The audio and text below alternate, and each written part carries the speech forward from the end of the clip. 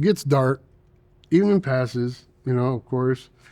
It's nighttime now, 10 o'clock, 11 o'clock, 12 o'clock, 1:30 comes, and I hear the stepping, just like that gravel, being stepped on. And I'm like, oh, it's them. And that dude's like, he's kind of freaked out a little bit, And we see this big, giant hand press on the tent, real soft. And I'm like,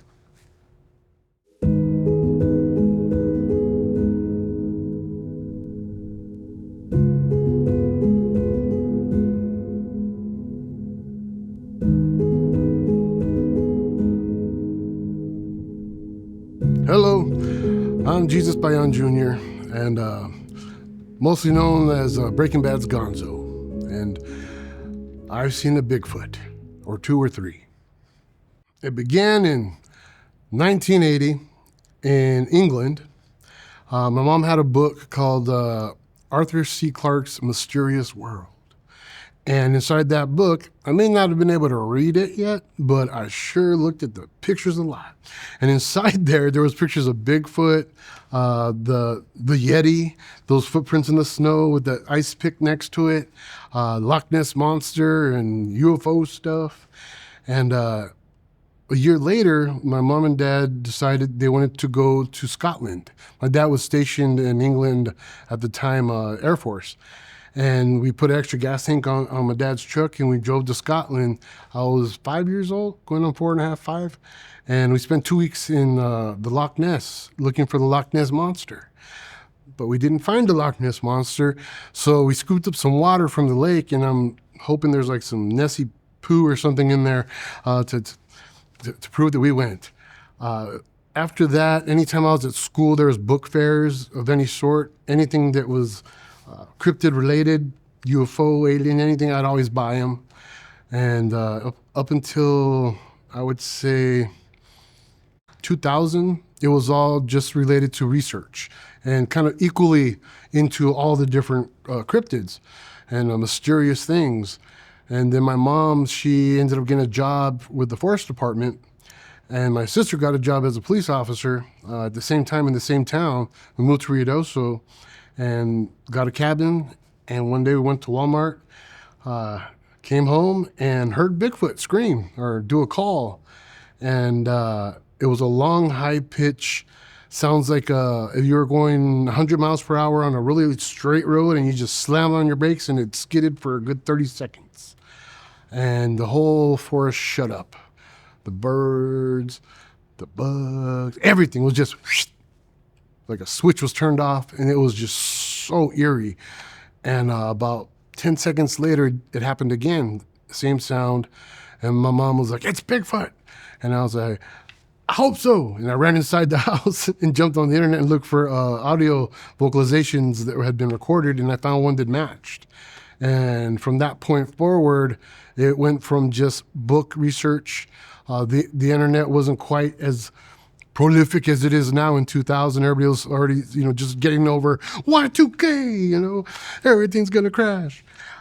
So yeah, it became field. I started doing field research, started taking any tracking classes, everything that was offered at my mom's work that they're willing to teach me. I would learn and take it. And yeah, I started living on a lot of different reservations. Doing charity work, doing sobriety powwows, and every place got better and better, and every one of those reservations had more and more sightings, and it was very common on a lot of reservations seeing Bigfoots. And then, back up a little bit to right after 2000. In 2003, me and my friend were on my property in Tularosa. It's a 5-acre property, and the house is right in the middle. It was about 2 a.m. We went out looking for UFOs, and no moon out, no clouds, just stars everywhere. But it was really dark because we walked to the edge of the property. It was surrounded by a gravel road, the 5 acres. And while we were out there, I heard something walk onto the gravel about 20 feet in front of us, kind of slowly. It was bipedal. And we're like, "What the heck is that? Hey, who are you? Who's out there?" Because that's really strange, because Tularosa is a small town, or village. It's a village. next, about 13 miles away from Alamogordo, which is only 37,000 population. That's not big either. So we were outside of the village, another 4 miles towards the military missile range. So middle of nowhere. And it's 2 o'clock in the morning in the pitch dark, and somebody's walking on the gravel. So we're like, hey, what are you doing? And there was no answer. But the walking continued back and forth on the gravel, slowly, just a decent pace. I'm a former officer, former bodyguard, and bouncer all over the United States, L.A., Compton, Albuquerque, all those nice, very, very friendly places. So I recognize when somebody is trying to build up courage to do something. They'll get that one dude at the bar that's, man, I'm going to kick that dude's butt after 10 more shots. Until he builds up that courage and then go start some stuff. That was the energy that I was feeling. And I told my friend, I was like, hey, dude, I go, this isn't good. And the walking back and forth pacing started going a little bit faster, picking up pace. And it just felt like it was trying to build up something to do something. So I told him, I was like, dude, let's reach down, grab some rocks, and when I say go, start chucking them at it. And we'll scare it and run away. So we get down, grab some rocks, and I say, go! And we throw all the rocks, don't hit it. But it starts walking faster. We're like, oh, heck no. So I just decided, I'm going to give it one more try. So I reach down, get a rock, and this time I decide I'm going to use the force, sort of.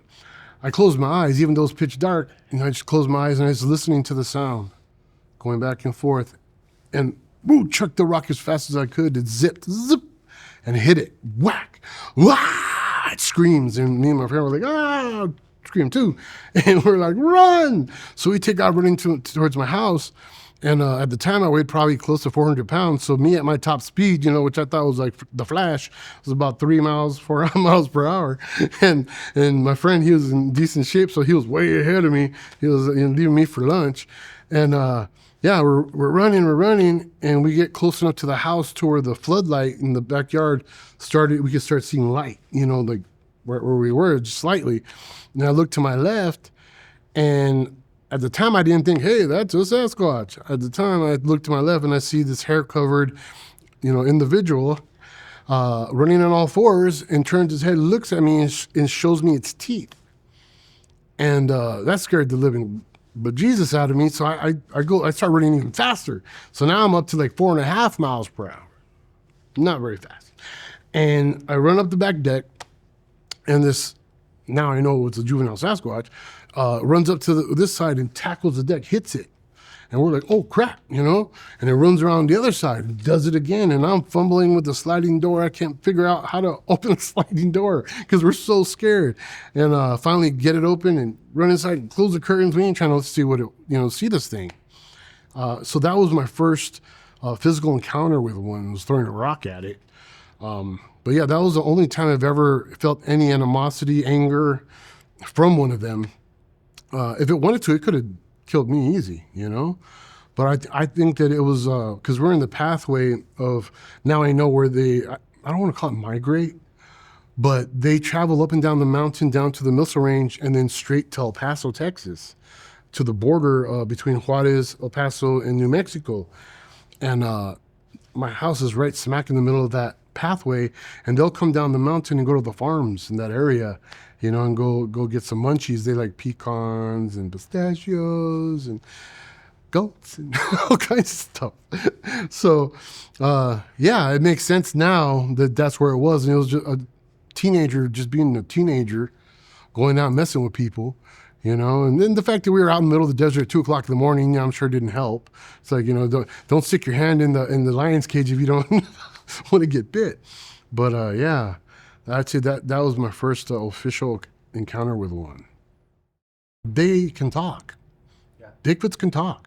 I've heard them not talk a lot, but I've heard them speak English and, native tongue, The first time I heard one talk, I was just filming, and I was pointing to a structure that they had built, and I was like, and right here is their structure. And from behind me, it says, bush. It was correcting me. because I called it a structure. He's like, no, that's a bush, you know? And then this other time in the same area, I was walking and I could smell, they smell like juveniles. It's the same smell that say a 11th grader varsity football player would smell like if they hadn't washed their practice uniform in a week. You know what I mean? It's kind of an oniony, pungent, funky smell. And I'm following the smell, and I hear, come this way, come this way. Yeah, I was like, okay, I'm going that way. And then up in the mountains one day, I go out there, and I hear, "Ekta," like that. And I told some of my peoples up here what I heard, and they went to the elders and asked, what does that mean? And their version of that word is Akta. And that means you're announcing yourself as, I am man and I am here.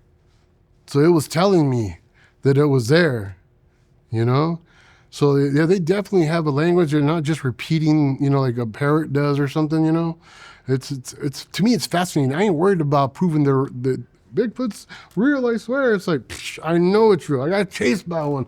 I've seen baby ones, literally infants in trees and little juveniles and big scary ones. I've been 4 feet away from one in front of me. You guys heard of Bigelow Aerospace? At the time, I thought I knew all the aerospaces that were out there, And I hadn't quite gone public with my visitations and whatnot. And I get a phone call from a investigator from Bigelow. His name was Guy Carroll. And he's like, hey, this is Guy Carroll from Bigelow Aerospace. I'm an investigator for them. Hey, Zeus, we were just wondering, next time they come to visit you and you get to go on board, would you do me a favor and try to find the propulsion compartment, take a good look at it, and when you get home, try to sketch it out and email it to me. And I was just like, sure, okay, because I thought I was being messed with, because I'd never heard of Bigelow Aerospace. I was like, I know all the aerospaces, And I get home, and I jump on the internet, and I get on LinkedIn, and I look up the dude's name, I was like, hold on, he has a LinkedIn. So I further look up Bigelow Aerospace, and I'm like, wow, somebody faked the whole website. Wow, that's pretty intense. So I look, and I was like, they even have a phone number you can call. These are good hoaxers. Wow. So I called the number, and lady answers, hello, Bigelow Aerospace, how can I help you? And I'm like, okay, this is where I'm going to figure it out. All right. Yeah, can I talk to Guy Carroll? One moment, please. Click. Do, do, do, do, do, do, do, do. I'm like, what? And then, Guy Carroll, how can I help you? And I was like, hey, I was just wondering, do you guys have any hypnotists there? Because I have a lot of cool things I'm guessing that y'all might want to know and maybe can do a regression or something. And he was like, yeah, no hypnotists, just scientists. And I was like, it's okay. He's like, did you get something for us? I was like, not quite yet, no. But we'll just check in, give you a call later, okay? Bye. And hung up, and I was like, holy, that's not cool. I was like, that's way not cool, man. How did they know? How did they know this is, what I was dealing with? And because up until that point, I had seen, a lot of things that happened, seen UFOs all the time, and the little guys with the black eyes, and I hadn't gone public with it yet. So it just really, really blew my mind that they knew what was going on with me, And that's like I call it, I'm a weird guy magnet. Just weird stuff all the time happens to me since I was little. It follows me around no matter where I move, what country I'm in, what state I'm in. I will always see UFOs everywhere I go, or weird stuff, ghosts, and it's pretty wild. It didn't help my dad being in the military. I think that blood type has to do something with it. I'm type O negative. I come from a very ancient line of Mayans. And back then, we dealt with those individuals too. And I was involved in some programs that nowadays are being talked about that the military did with youngsters, and where they had us listening to static and all kinds of weird stuff. And I just thought I was going to a weird school, growing up.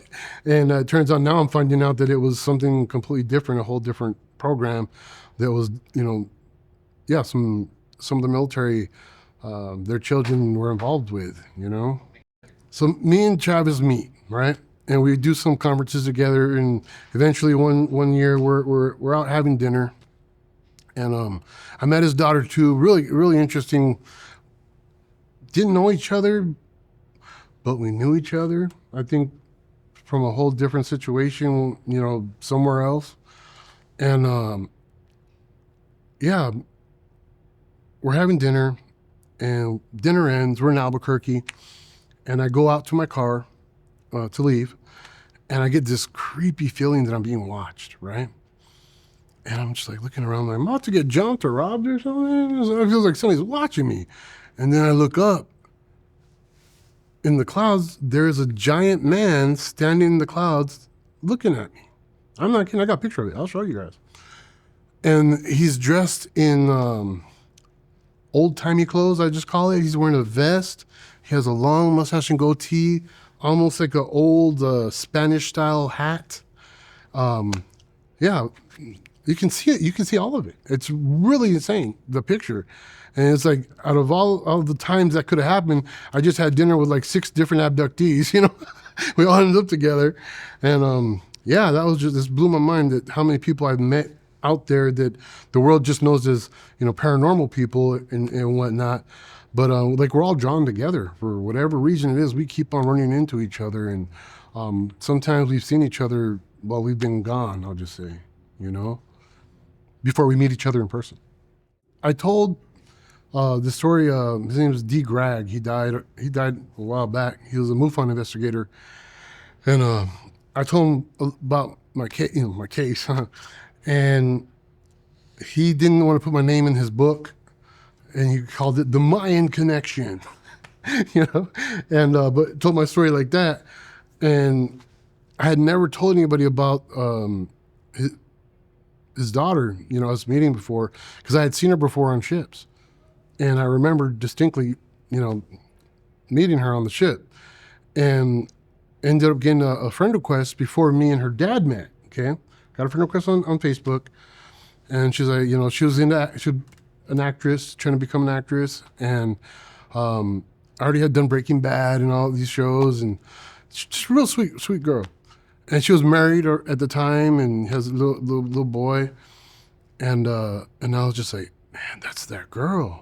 Holy crap, that's that girl, it's that red-haired girl. It's her. And we're talking, she's like, I've been looking at your page. She was you're kind of into UFOs, huh? And I was like, you could say that, just a little bit, And she's like, you and my dad would get along really well. And I was like, yeah, is he into UFOs too? And she's like, yeah, you could say that. And then she told me who her dad was, and I was like, say what? And one day I didn't want to openly just say to her, hey, wasn't that you on that UFO that time? So I just told her, I think we've met before. I go, but I'll just say not down here. And she goes, I remember too. And I left it alone. I just left it alone after that. I just wanted some confirmation, and because I didn't want to mess with her, like she's married now and all that stuff. I didn't want to that sound really weird, And yeah, so it's real, and we get brought together up in places that we don't know about, even normally we don't know about, that we've been through. So many people had no idea. Like you said, that guy had no idea that he was being abducted. Yeah, that's wild. I have not seen Sasquatch on a ship, but I have seen Sasquatch with grays. The light-skinned gray ones with the black eyes, and the 2 Bigfoots that were looking in my tent from above were with a green-skinned, red-eyed gray. But they're not gray. I guess that'd be kind of reptilian, but it didn't look, like a lizard or nothing like that. It looked like a gray, but with red eyes and green skin. I've seen multiple versions of grays in different, I don't know what you want to call them, but yeah, I saw one time, the Easter Island MOA, right? I remember, it's at least I remember, being in the middle of like 6 of them around me, and they were just ridiculously huge. I mean, they're as big as those statues, and there's a reason why they made them that size. But these guys, they didn't look like they were stone or nothing. They were brown. They looked ancient. They had huge earlobes. They looked like leather, old leather. And when they talked, it was like a real guttural, something like that. And the odd thing was I could understand what they were saying. And they were having me do physical stuff like being able to do push-ups and roll over. They weren't treating me like a dog, but they were trying to see if I could do certain things physically. And one of them said, because I was overweight and whatnot, one of them said, I can't believe he's able to do these things still being the way he is. And I was like, hey, that's not cool, you know? What the heck, man? But yeah, it's like I was visited by like multiple different groups. For whatever reason, they were really interested in me, you know? And it was not till later in my life that I find out my background genetically and realize what my blood type, you know, how it makes a difference to a lot of experiencers on, that go through this. They happen to be, you know, this type of blood. So it's very, very, very curious, and I can't help it. I can't stop it, and people don't understand that. They think I'm out going looking for stuff. I'm like, I just went camping. I just saw a werewolf, an alien, and a Bigfoot, and you know. So and, yeah, I got so much footage of UFOs, and it's ridiculous all the stuff I have. Have I experienced these visitations during an emotional or spiritual state? I could say that I wouldn't call it spiritual state, but I would say a lot of times it was emotional times in my life. When a lot of bad things have happened, I've gone through some really horrible stuff. That's when they've showed up.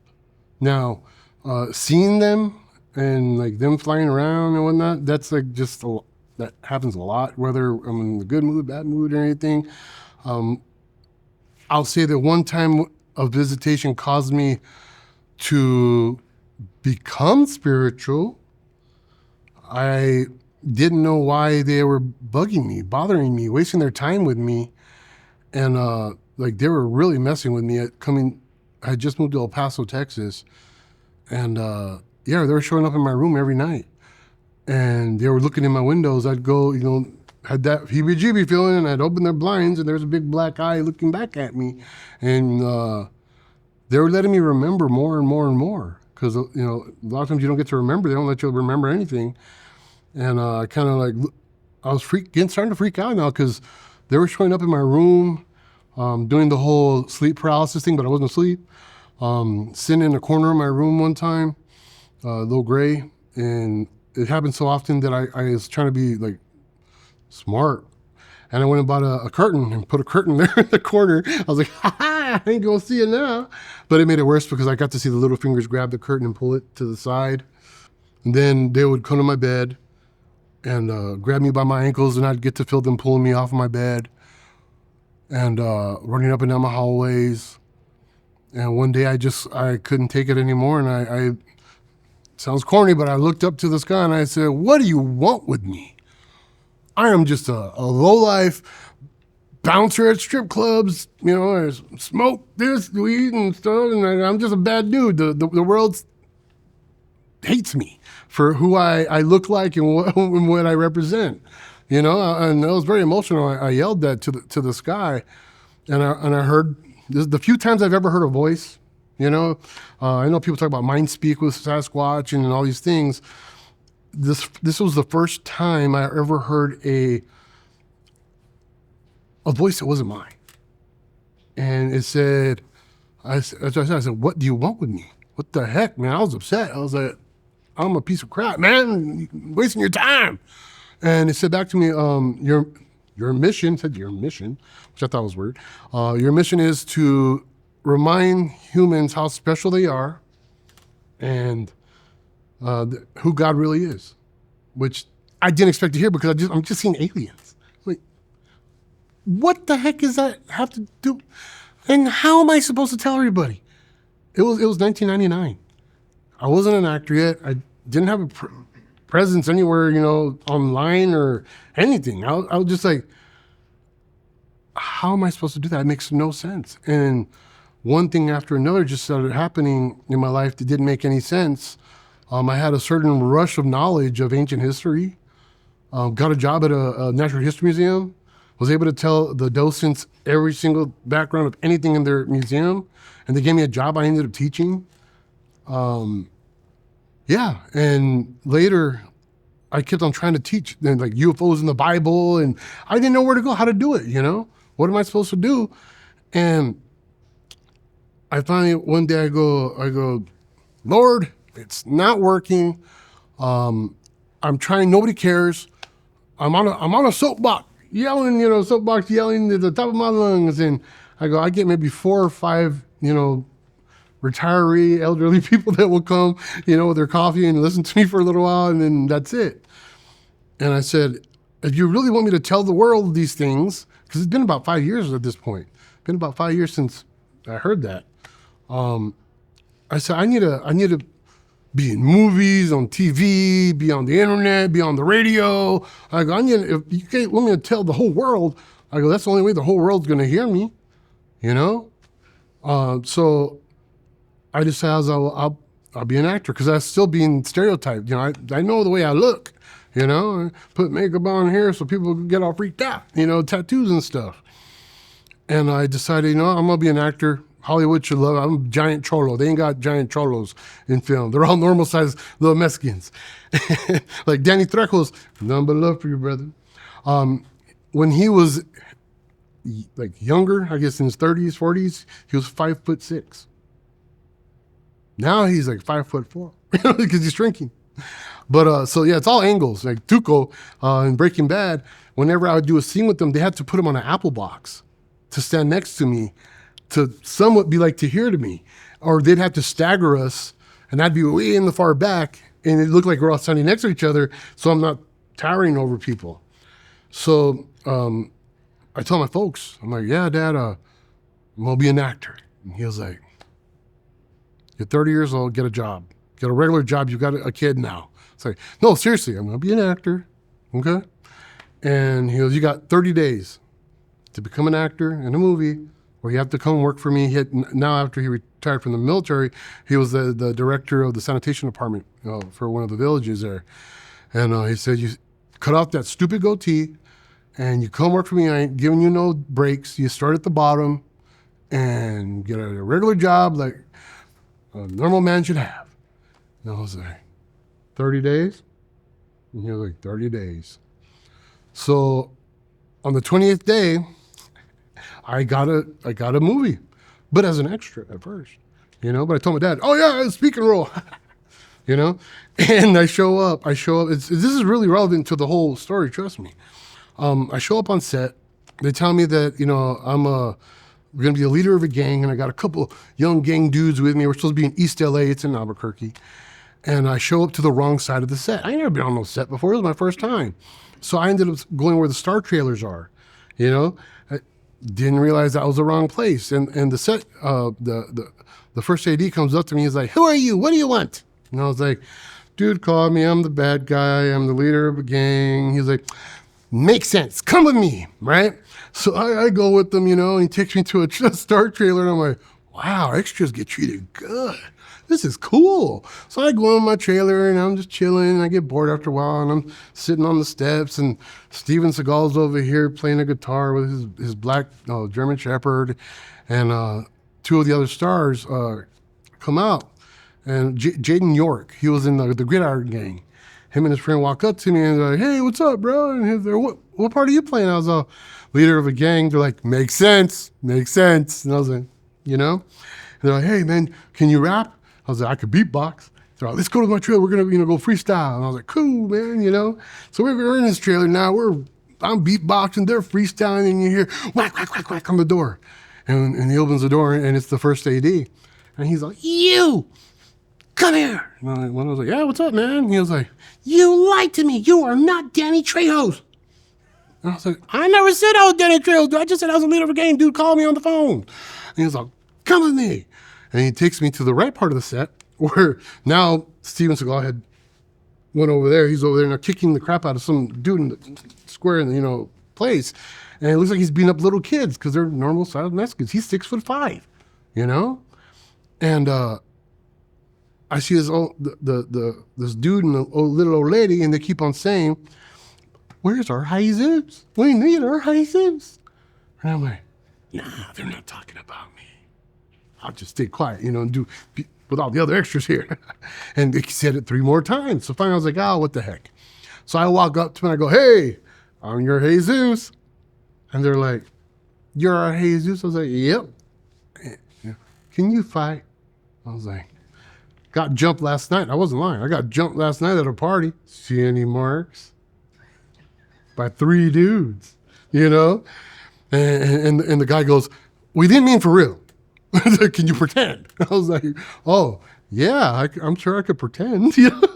So he pretends to hit me in the stomach. I'm like, oh. And they're like, oh, okay, we can work with that. So they bring over Steven, and because they didn't say they're bringing over Steven, they said the producer's going to try you out. So it's him. He comes over and he's like, hey, and I was like, hey. She's like, that's our Jesus. And he was, all right, come with me. And we started walking. He's like, so you been trained in improv? I was like, I'm doing it right now. And he goes, good answer. Right? I'm like, so he tries me out. He says, you're playing a bouncer at a club and you're not going to let me in. That's a hard one. I know all those lines. I've been a bouncer since I was 16. It's been 15 years since then. So I know every line there is. He loves what I do. He's like, oh, you're good, kid. You're good. You sound natural. Didn't know I was a bouncer in real life. So we're walking back and he says, so what's your name? And I was like, Jesus? Jesus? He's like, look, I understand you're a dedicated actor. That's your character's name. What's your name? Right? By this time, we had just got to the little old lady again and the guy, which was the casting director and the stunt coordinator, it turns out, And I was like, it's Jesus, man. I was like, this little old lady right here just like, where's our Jesus? I go, that's my name. And I lift up my shirt. I have Jesus in Old English tattooed across my stomach. And it was Sherry Rose. She passed away a long time ago, but she goes, oh my Lord, this is a divine intervention. And she puts her hands up and she's like, oh honey, we've been looking all over California and Arizona and Texas for someone that could fight, that's willing to fight Steven. And you've got a new career. Come with me. She was going to sign some things. And Steven goes, yeah, and I need you to come to my hotel tonight so we could fight. Right? And I was like, all right, cool. I got excited. You know what I mean? I love fighting. I'm really good at it. And he goes, hold on. You understand I can kill you, right? And I was like, yeah, duh. I was like, come on, dude, think about it. Somebody's like, hey, where's Jesus? And they're like, oh, you ain't here? He's dead. Steven Seagal killed him. I was like, tell me that's not a cool way to go, bro. He was like, I like you, Carnal. See you at my hotel. And that's in 28 days from me saying, hey, this ain't working. I need to be put in all kinds of stuff. And Sherry Rhodes was the one that was the casting director for Close Encounters of the Third Kind, where it actually happened, where I was living on Holloman Air Force Base, White Sands Missile Range. I mean, it was just one thing after another that just was ridiculous coincidences, and it just got worse and worse and worse to where we're leading up to right now, I don't think they're coincidences now, but yeah, it was just like after the 15,000th one, it's like, okay, I get it. Thank you. Thank you. I've written a book, Baking Bad, about how I lost 200 pounds, and eating keto, and so I really haven't written a bunch of stuff because I am stuck on how do I separate all the things? This is just Bigfoot stuff, just alien stuff, or the Hollywood stuff, or do I just throw it all together and make a really fat book? Or I don't know where to go with it. It's because he's not, whoever it is that wants me to do this, which I'm hoping is God. They didn't give me directions. kind of just said, here's your mission, figure it out, kid. You know? It's like, if it's that important, you know, you give me a little more instruction, a little more direction, you know, but everything's happening how it's supposed to happen. That's what I feel.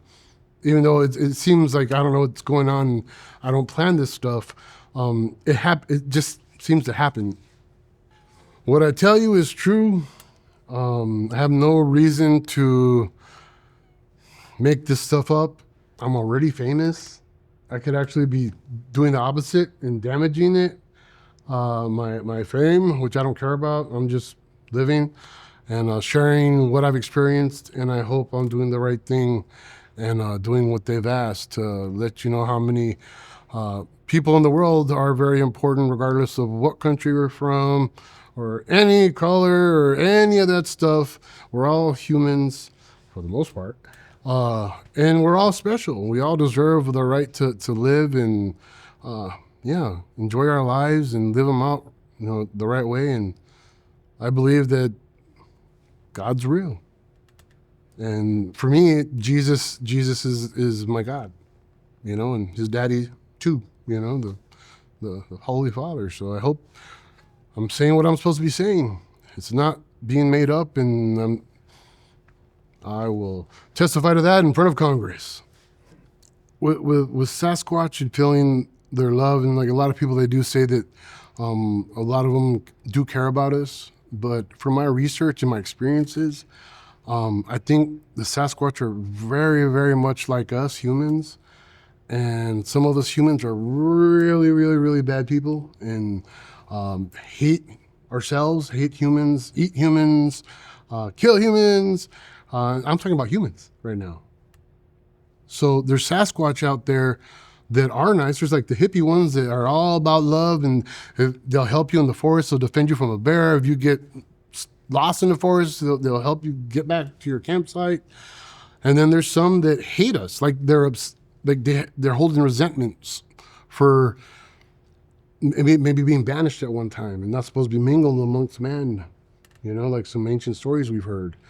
So some of them are really pissed off and want nothing to do with us, while there's some that love us and want to protect us.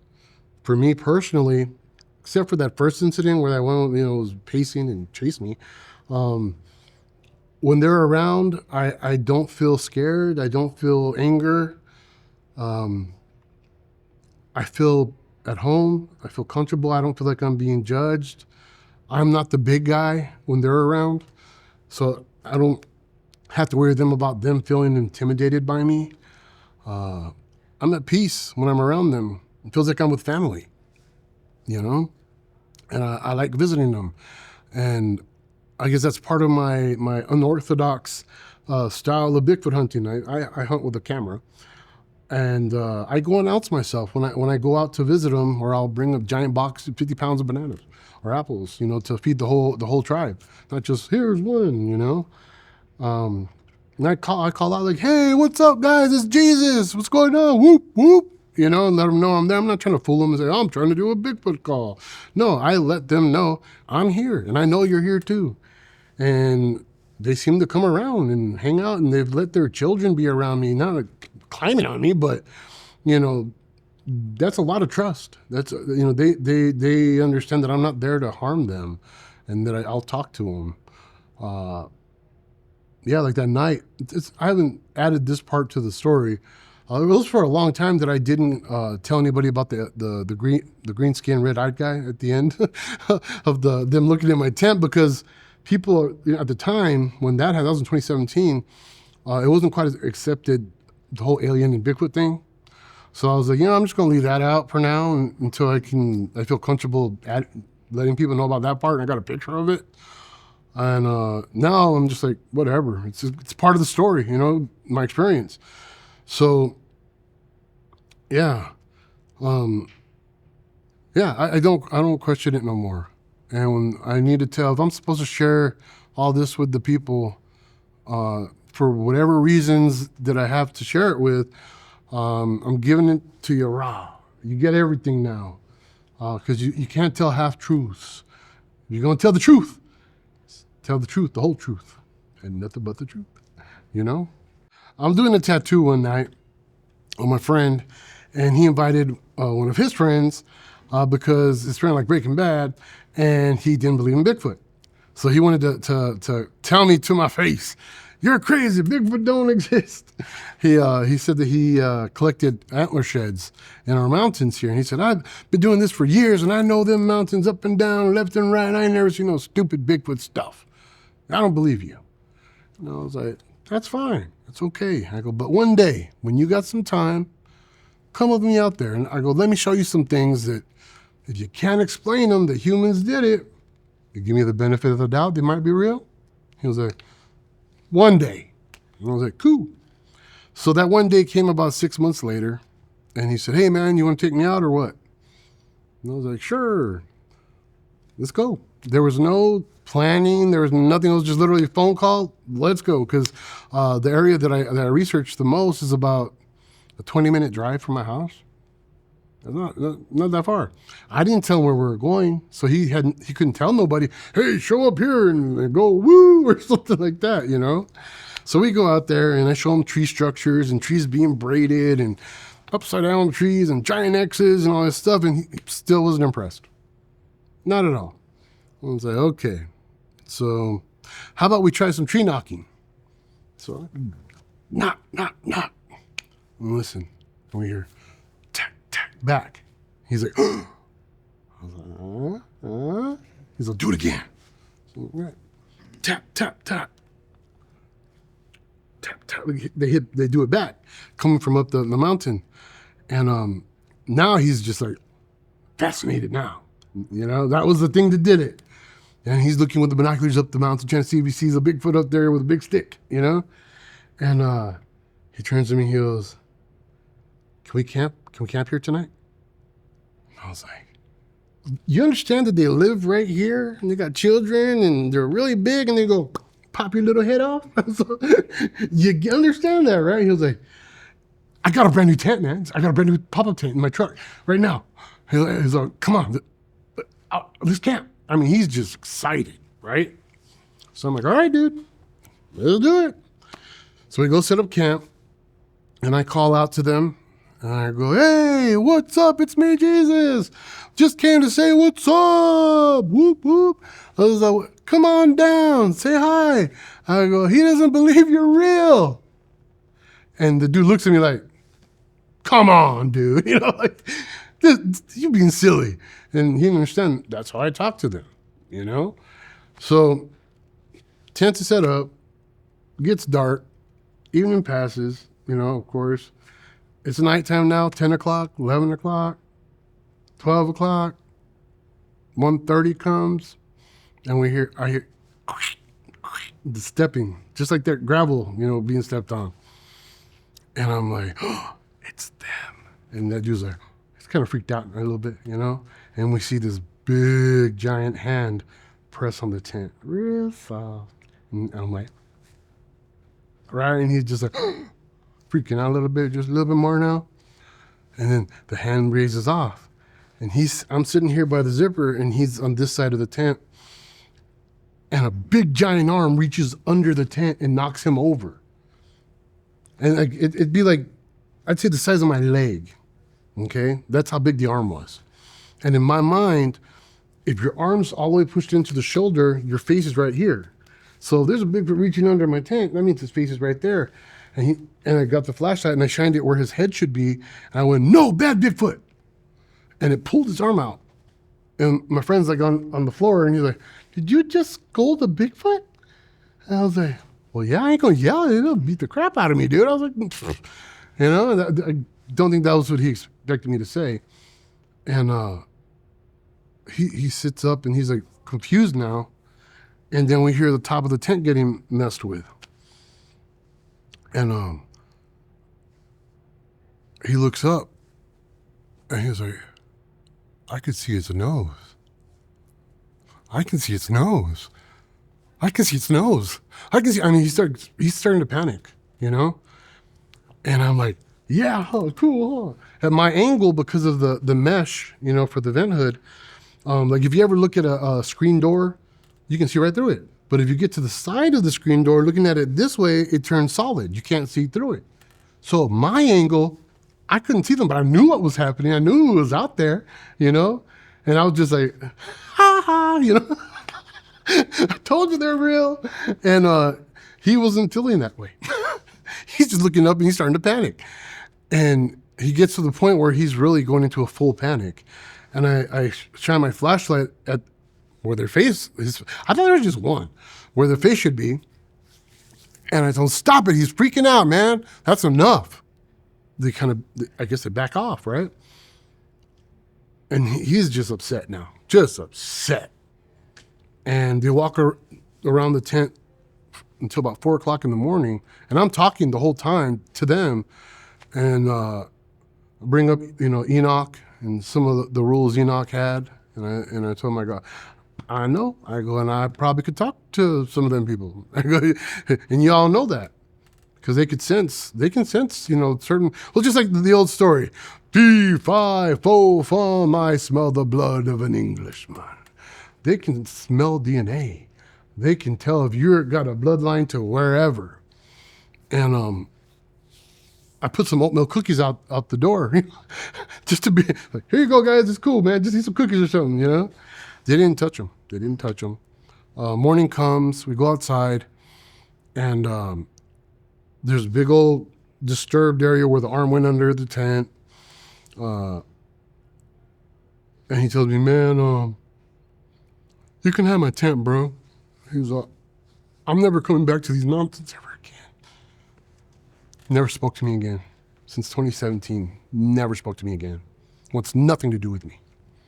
And so I finally went home and started enhancing the images. And that's when I realized there was 2 of them. 2 Bigfoots looking in the tent. One was going like this, making faces at him. The other one's going like this, laughing because he thinks it's funny. They didn't make no noises. They weren't going, or nothing like that. And then I'm going through the images, and one of them didn't look like a Bigfoot. I was like, what the heck? And I increased the saturation real high. And I saw a red eye, almond-shaped eye, and green skin appear. I'm like, what the? Oh, hell no. So I mirrored it, because you only can see half of the face. And I mirrored it to see what the whole face looked like, and it was a gray, or a reptilian, but it was a gray it looked like a gray, but with red eyes and green skin. And then I was like, oh, that's why he was so upset. Because he could see all that. I couldn't see it. I was like, oh, damn. My bad, bro. Which I shouldn't be laughing, but it was pretty fun. So, yeah, that was the time that happened, and they were together. This is, of course, just my theory or hypothesis. I think that the Greys are a form of angel watchers. Half of them went bad. The other half stayed good. Unfortunately, they still drive the same vehicles. Just like, say you're a Republican and you move to Democrat, you don't go sell your truck to buy a Prius or something. You know what I mean? It's just like, so it's very confusing because they still look the same too. So I think that the bad ones are the ones that abduct people and do horrible stuff to them, some really bad stuff. But I think that the Sasquatch were made before we were made. And that they were already working with each other, and a whole group of them, not all of the Bigfoots, I don't think, but I think there's still a group of them that belong to those individuals, and they use them for whatever purposes. So I think that's the connections. They've been doing that for thousands upon thousands of years. It's nothing new, and a lot of people under regression, they had nothing to do with Bigfoot. They'll be like, yeah, I'm in this round room now, and there's Greys here or there, and there's a Bigfoot walking by, and what? What? And then you start thinking about George Lucas and the things that he knows, some secrets, and all of a sudden you got Chewbacca in space. So I think that's the correlation between those individuals. I'm not here to hurt anybody. I love humankind and every other kind that's out there. If you're going through these things, I pray for you and hope that it's not bad things that are doing it to you. This is very real, and don't question it. Just, I guess, go with it, because you can't stop it. And it's a lot easier to deal with it if you are letting it happen, I guess, even though it's not up to you, kind of. But it'll ease your mind a little bit better, and just pray that for all evil not be around you. Yeah, that's about it. Jesus loves you. Amen. Amen.